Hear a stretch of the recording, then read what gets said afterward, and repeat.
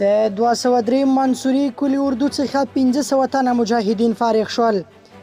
فراغت غونډه کې د ملي دفاع وزارت او ستر درستیز مرستیالانو ګډون وکړ.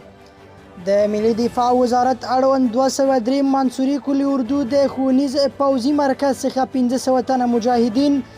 د 3 میاشتني مسلکي پوځي او عقیدوي زده کړو څخه وروسته مسؤلینو د جهاد په اهدافو د شرعي او اسلامي نظام په ټینګښت او ساتنه هر اړخیزې ویناوې وکړې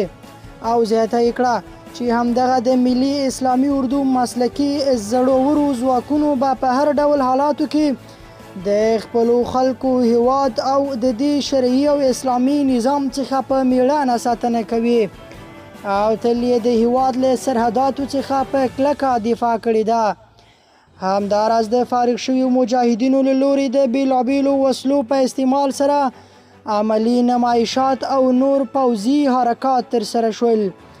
او یاد مراسم مجاهدینو ته د ستاینلیکونو په ورکولو سره پای ته ورسیدل.